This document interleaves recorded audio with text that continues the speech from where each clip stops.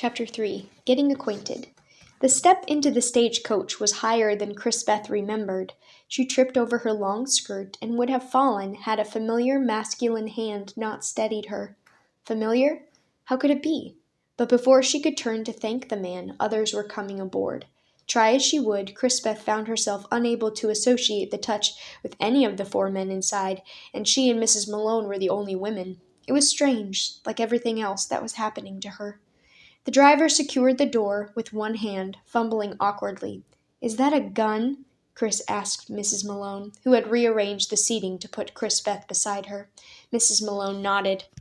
"Then there really are Indians dodging behind the stumps?" One of the men laughed. He was younger, she noticed, at least younger than the driver and the other passengers inside. Cleaner, too, she thought, in his red plaid shirt and high boots. "They're friendly around here for the most part, more curious than anything else about the Bostons." "The Bostons?" "No offense, miss, if that's where you're from. Out here we're all Bostons to them, anybody with a pale face." "Why did the driver take my brooch?" Beth turned to Mrs. Malone, but it was the young man who answered again. "If we should meet a group of Indians, most likely they will ask for trinkets." "That was no trinket." The young man smiled once more. "Again, no offense, miss, their way of putting it." Beth felt a stir of uneasiness. Mrs. Malone seemed to read her mind. "The gun's not for red men, it's for bandits. This is Black Bart territory." Beth leaned back and inhaled deeply, trying to take it all in. So this was Oregon country. Although her unfeeling heart refused to appreciate her surroundings, even then she realized that it was a land of strange contrasts, one that was bound to bring out the best or the worst in its inhabitants. "I expect you'll be wanting to know more about the settlement where you're going." Mrs. Malone's words were a statement more than a question. "I suppose I'll need to know." The older woman removed her yarn and knitting needles from a paisley bag, counted to herself until the needles seemed to move under their own power, and began a monologue. "We're few in number, but close-knit like. Neighbors all pitch in and do what's to get itself done in good times and bad. Lots of women can't adjust, just kind of pale up and die like, or else go back to wherever home is. Me, I never give it much thought. Home's here. But then I've been here most of my life. Ma and Pa's buried in the little plot down by the graveyard creek right near the school. That's where you'll be teaching." It occurred suddenly to Beth that the woman knew a lot about her name and where she would teach if she got the contract, and she dared not think of what would happen if she didn't.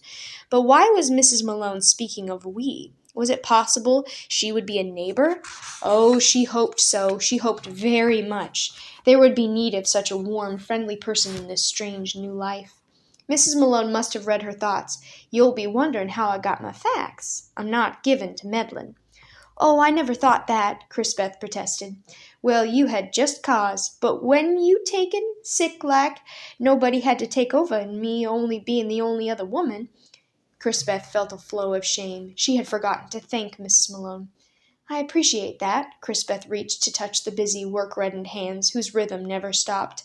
"Not necessary in the settlement. Neighborliness is our way of surviving. But there's need to explain the intrusion. I asked of the driver concerning you, and anyway, I'd guessed already. New travels amongst us, you know. We'd heard about the Southern-born schoolma'am, even your name. So when I saw the initials on your bag—" Mrs. Malone paused to pull out a new ball of red yarn. "Do you live near the school somewhere?" Beth asked hopefully. "Close as neighbors get, just several homesteads away.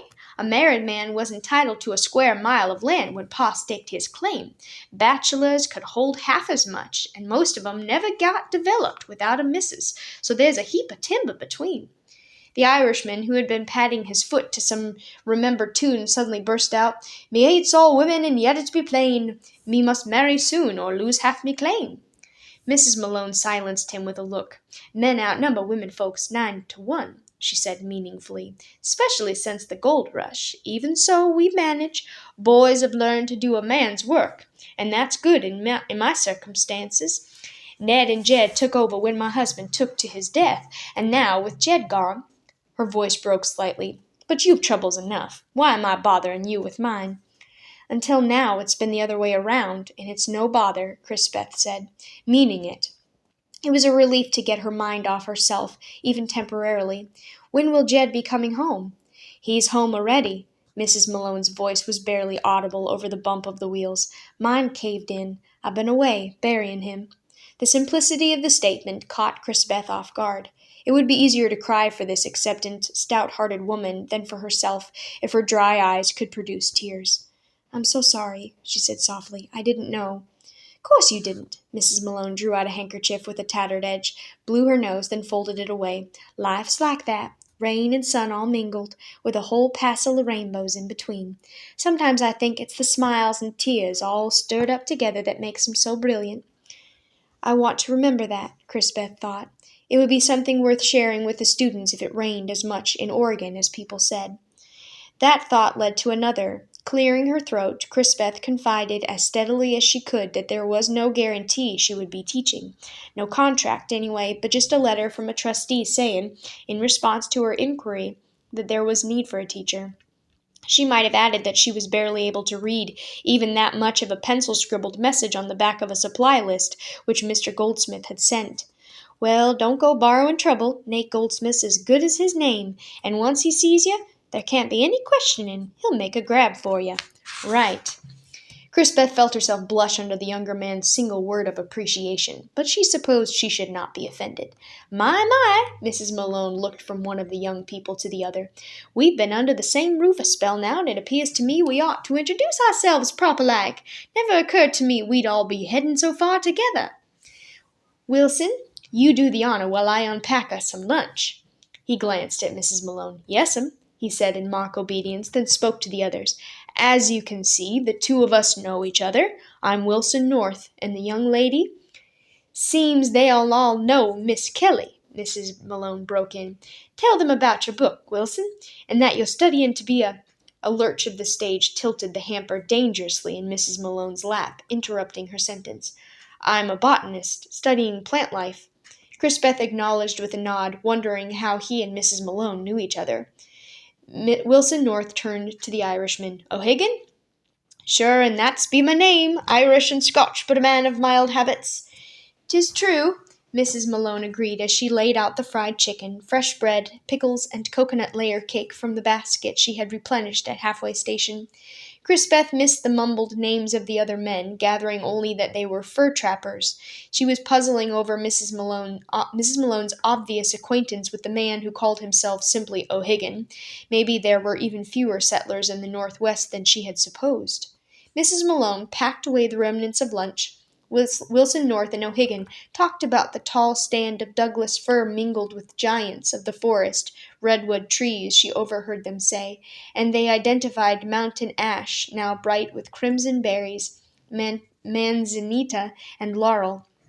Occasionally Crisbeth looked to where the two men pointed, and wondered how the noonday sun was able to penetrate the foliage enough to cast a shadow. The same sense of awe and mystery she had sensed at Halfway Station returned.